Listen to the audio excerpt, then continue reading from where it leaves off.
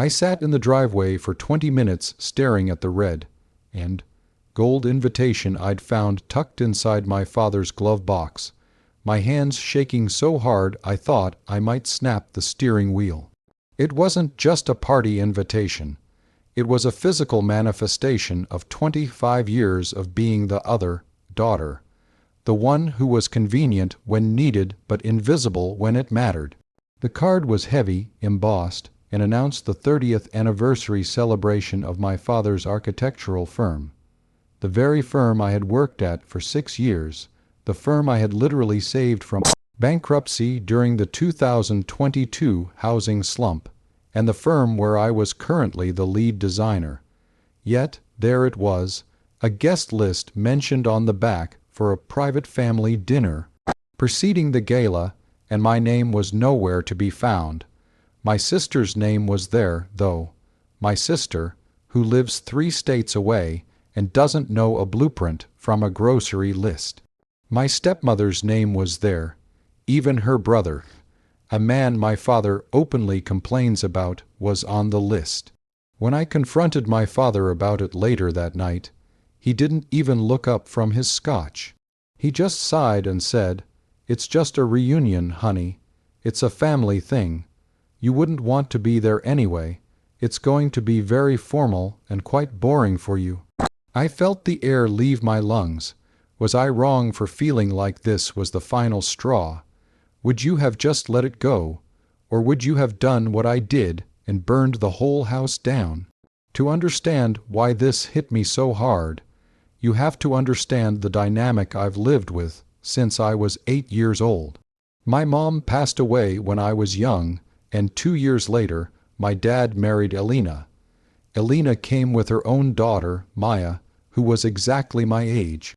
From the moment they moved in, I became the background character in my own life. It wasn't that they were overtly cruel like a fairy tale. It was the subtle, constant erasure. If there were 3 cookies, Maya got 2 because she's a growing girl. And I was told I should watch my health. If we went on vacation, I was the one who slept on the pull-out couch while Maya got the second bedroom. But the real divide was professional. I worshipped my father. I followed him to construction sites. I learned CD software when I was in middle school, and I sacrificed my entire social life in my 20s to get my master's in architecture just so I could work alongside him. I thought that by being indispensable, I would finally be seen. For the last 6 years, I've been the backbone of Miller and Associates. When my father had his heart scare 3 years ago, I ran the firm. I landed the Henderson account. I stayed until midnight while Maya was out traveling the world on soul searching, trips funded by my father's success. The reunion my father mentioned wasn't just a party, it was a legacy event. The firm was turning 30, and he was planning to announce his retirement and the future of the company. I had spent months preparing the presentation for the gala. I had organized the catering, the venue, and the legacy video. I did all of this assuming I was the guest of honor, or at the very least, a recognized partner. Finding that secret dinner invitation felt like a physical blow. The dinner was at the Gilded Oak, the most exclusive restaurant in the city. It was supposed to be the inner circle, and I was excluded from the inner circle of the life I had built. When I tried to push back after his "it's just a reunion" comment, Elena walked into the room, draped in silk, and patronizingly patted my cheek. She told me that since I work so hard, they didn't want me to feel like I had to perform at a family dinner. She said it was a night for real family, to relax, that word, real. It echoed in my head for days. I realized then that no matter how many millions I brought into the firm, I would always be the daughter of the woman he replaced, not the daughter he chose to keep. The week leading up to the gala was a blur of passive-aggressive comments and blatant disrespect. I was expected to handle the logistics for Maya's flight, her hotel stay, and even her dress fittings. My father actually asked me to swing by the jeweler to pick up a necklace for Elena to wear to the dinner I wasn't invited to. I did it. I did it all with a smile that felt like it was carved into my face with a scalpel. I was waiting. I was watching. I realized that my father had become so dependent on me that he didn't even check the files I was sending to the printers for the gala's program. He didn't check the final cut of the legacy video I'd spent 50 hours editing. He didn't check the guest list for the main event because he trusted his best employee. That was the phrase he used in an email to the whole office. My best employee, Sarah, has handled everything, not his daughter, his employee. So I started making some adjustments. I looked at the firm's bylaws I had helped him update last year. I looked at the partnership agreements.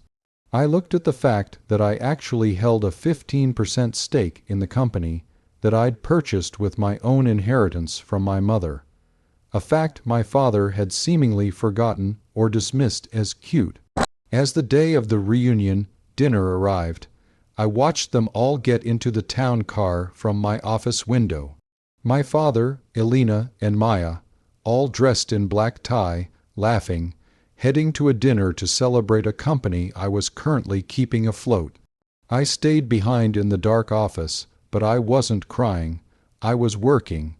I had a choice to make. I could either show up at that dinner and cause a scene, or I could wait for the gala the following night and make sure no one ever forgot my name again. Now, I want you to really think about this.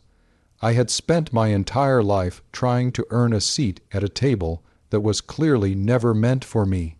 I had the power to walk away and let the firm crumble, or I could take what was mine in the most public way possible. I was standing at the edge of a cliff, ready to jump. Before I tell you exactly how the gala went down and what happened when my father stood up to announce his successor, I want you to stop. Go to the comments right now. If you had been sidelined and treated like an employee by your own father while your do-nothing sister was treated like royalty, what would you do? Would you take the high road and quit quietly, or would you make sure the world saw the truth? I'm reading the comments, so let me know. The night of the 30th anniversary gala arrived. The ballroom was stunning, dripping in crystals and architectural sketches of our biggest projects.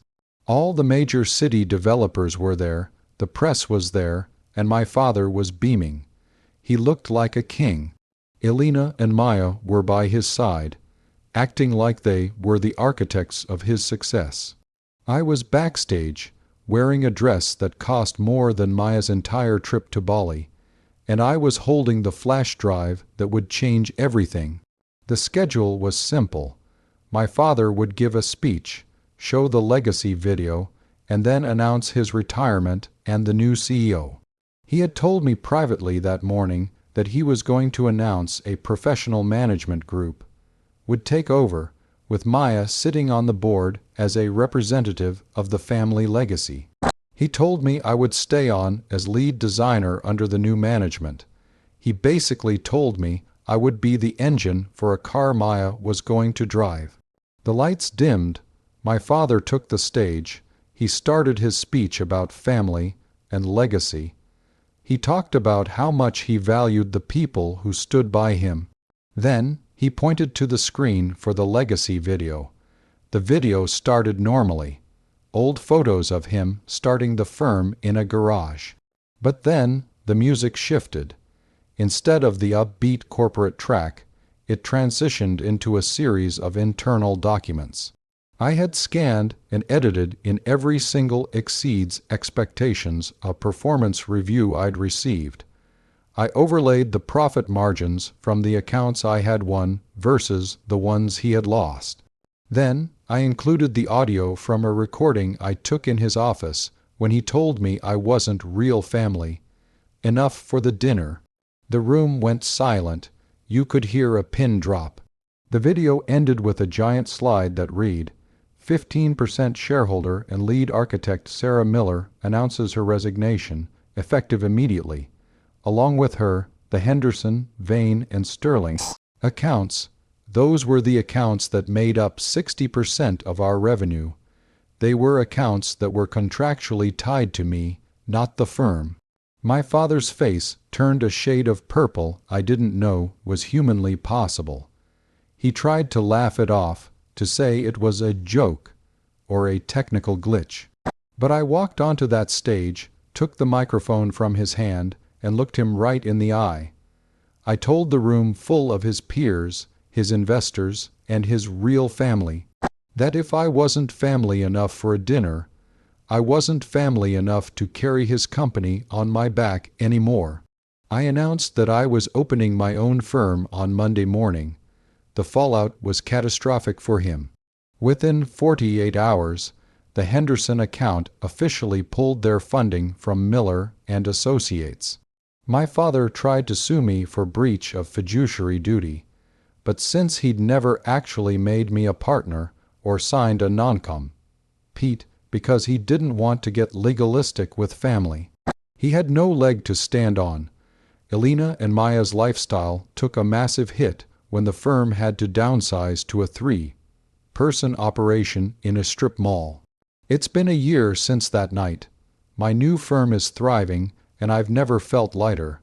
My father reaches out occasionally, usually when a bill is due or a project is failing, but I don't answer. I realized that the reunion he wanted was one where I stayed in my place. When I refused to play the role, the family vanished. I learned that you can't build a life on someone else's foundation if they won't even let you through the front door. If you think I was right to stand up for myself and take back my power, hit that like button. It was the hardest thing I've ever done, but I'd do it again in a heartbeat. Subscribe if you want to hear more stories about people finally reaching their breaking point. And definitely let me know in the comments, was the public call out too much? Or was it exactly what he deserved? I'll see you all in the next story.